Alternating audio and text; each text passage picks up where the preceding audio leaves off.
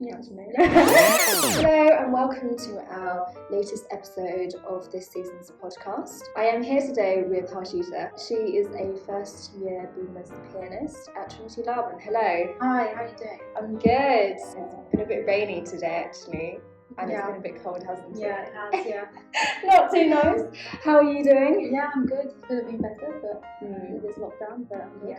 Yeah, how have you been finding lockdown so far? I feel like it's been a hard time for everyone, really, but I found things to do in it. I've learned new things. I've been doing a bit on piano and getting some fresh air, so it's good. That's good. During this lockdown, I've started to pick up a few hobbies. My favourite right now is hand pressing flowers.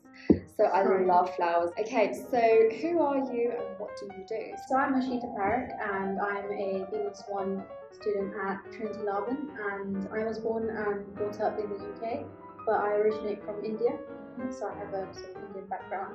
Yeah. I've been teaching for about a year and I found that this is like sort of my passion. This is something that I want to go into. Yeah. So I'm not sure exactly just yet, but this is like something that potentially could happen in the future. Yeah, that's really, really good. When I started first year, I already knew that I wasn't going to be a classical concert pianist. I knew that I was going to go for the teaching route, and yes, this is where I lie right now, doing these books, writing these books, and continuing on to do PGC and all of that stuff. So that's definitely something that you could consider too. So you say you've been teaching. How have you been finding it? Are you teaching online or? Yeah, well, so when I started, it was last year, and obviously the pandemic was going on. And I had to teach online. There were some times where I was teaching in person as well, so it's primarily sort of young kids. I had to sort of learn how to coordinate my camera and stuff like that. Yeah. So I think it has been a good opportunity for me to sort of get around the tech side. If you're interested in more of doing the teaching and stuff and all of that in your third and fourth year modules, you can choose instrumental and vocal teaching. That's really just does lots of the theoretical side of, you know, thinking about how you teach and why you do this way and what your approach is. So it's, if you want to do that, then there's absolutely the option there to do that. Yeah. In terms of sight reading, what are your opinions of it? So I have to be honest with you. I wasn't a pretty good sight reader as a child growing up onto the piano, but I think I've found ways of sort of enjoying it and found ways of sort of trying to enjoy it, because what I was like when I was young was that there were not many resources around. I stuck to the, the ABRSN sight reading guide, which wasn't the best. No. Yeah, because it was just, it was quite boring and I didn't enjoy it.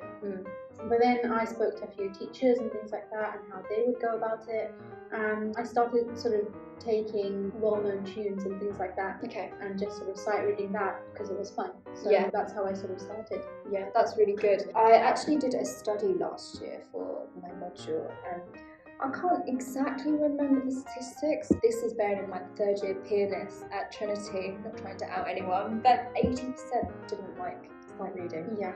And that study just goes to show within a conservatoire level, a professional level. Yeah. So obviously within the Trinity world as such, you can see where the use of sight reading is. As musicians, it's quite a big thing. And it's really interesting to see because, if we don't enjoy sight reading, then how are our students supposed to enjoy it? Or how is the wider world supposed to enjoy sight reading? And so obviously I have created a resource to get that sort of community engagement in trying to turn over the stigma. Being a teacher now, have you thought of ways in which you have started to think about sight reading, or some ways that you might want to implement this to your students? Yeah, I have. So I teach sort of younger kids who are sort of just starting out on the piano, and they would really like me to introduce them to the ABRSM sight reading sort of thing.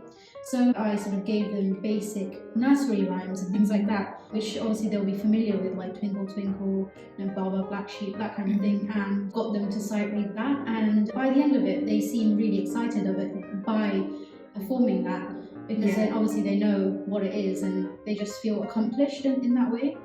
I'm not sure what resources you use for teaching now, but what I mainly use is John Thompson.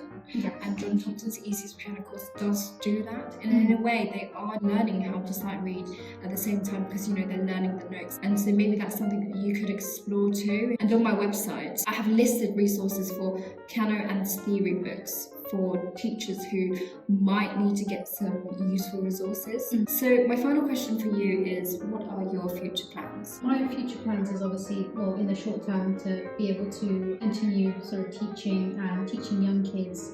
But in the long term, I sort of do want to get into education in some way or another after completing my degree, and hopefully be able to teach students that can already play, as well as young students. And sight reading is an area which is something that I do want to focus on, similar to what you do, in a way that helps to build the resources out there, because I totally agree with you, there's not much out there for young learners. Thank you so much, Harshita. It's been so wonderful having you here today on this episode. I do hope that the listeners will take away a few new things from today's podcast. Thank you for joining us, and I'll see you next time. Goodbye. Goodbye.